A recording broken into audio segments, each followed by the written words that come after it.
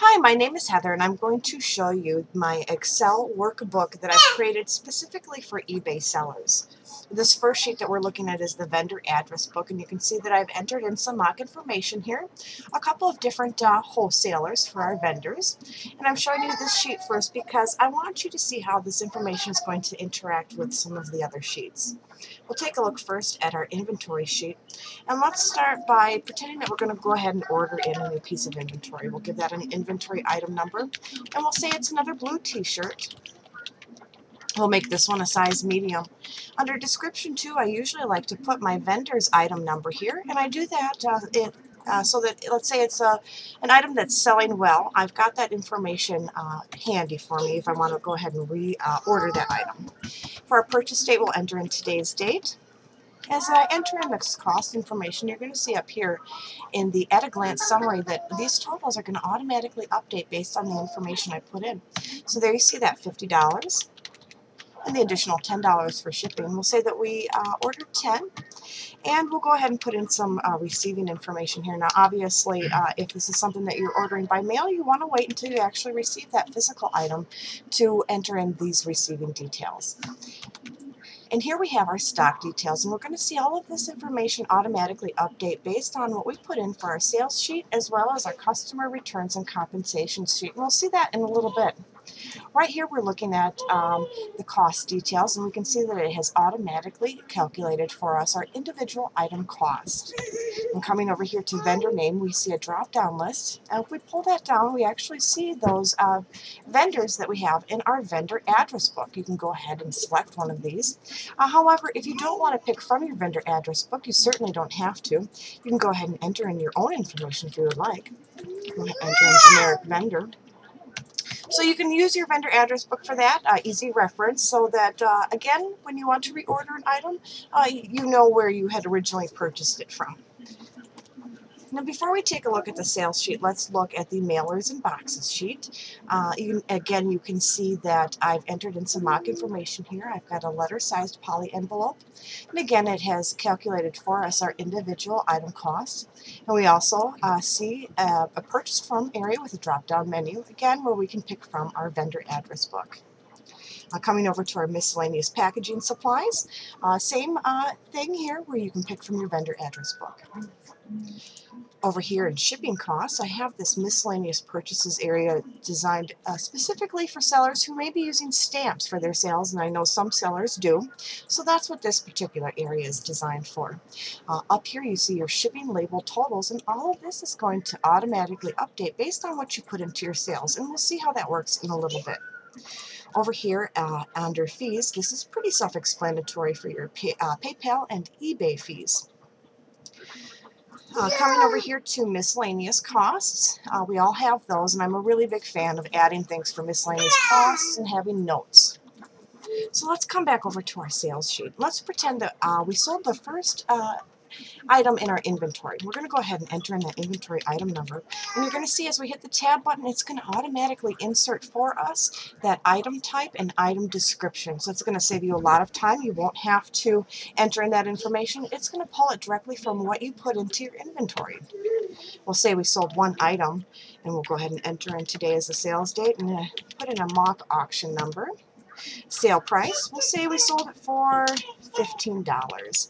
Again, you're going to see all of these totals automatically updating for you here in our at-a-glance summary. As you can see that $15 being entered in there.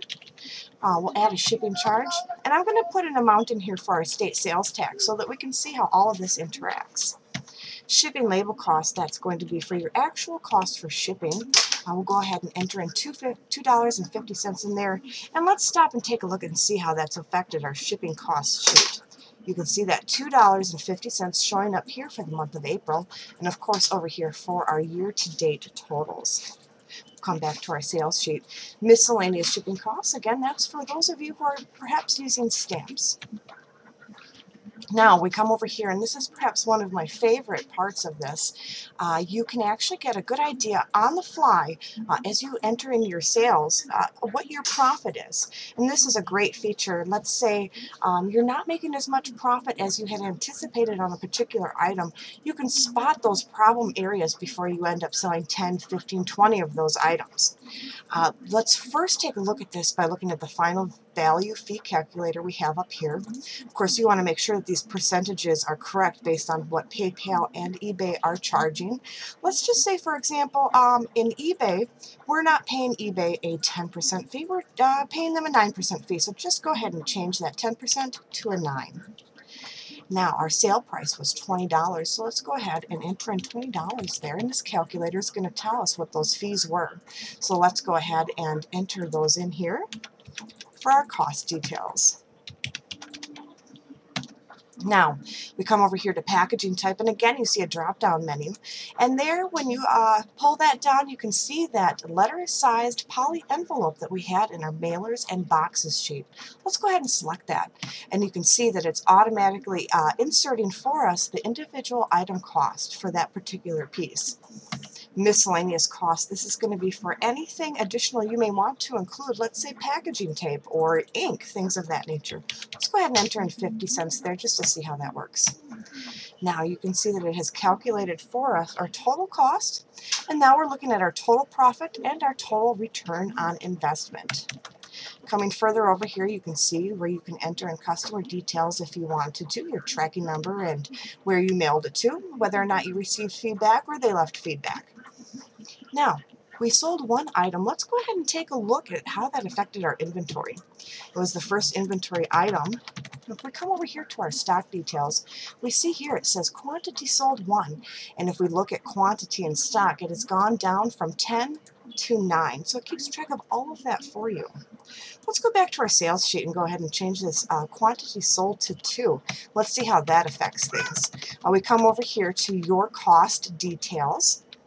And you can see that the total cost has added that additional $6 item cost for us, and our profit has gone down as well as our return on investment. Let's look at our inventory and see how that's affected things. You see here now it says quantity sold is 2, and our quantity in stock is down to 8. Now let's take a look at the customer returns and compensations sheet. Let's pretend this customer decided that they wanted to return this particular item.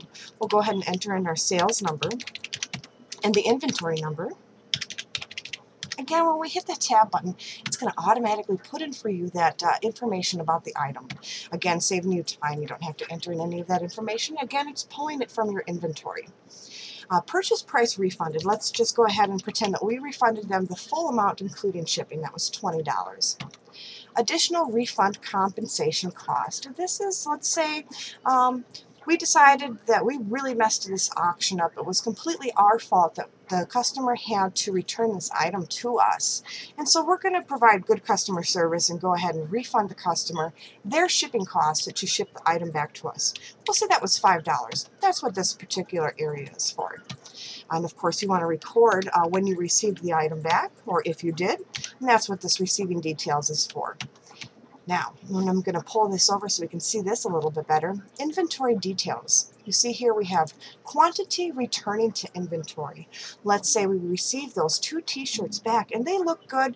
We can go ahead and resell them. And go ahead and enter in 2 in here for quantity returning to inventory. And let's look at our inventory sheet and see how that's affected things. And here we see quantity returned to 2, and it's made our quantity in stock go back up to 10. And come back to our customer returns and compensations sheet. Now we're looking at quantity taken from inventory. And this is designed for, let's say, a package got lost in the mail, and you're going to go ahead and resend this customer his 2 t-shirts. But you want to obviously account for that from your inventory. And go ahead and enter in 2 here.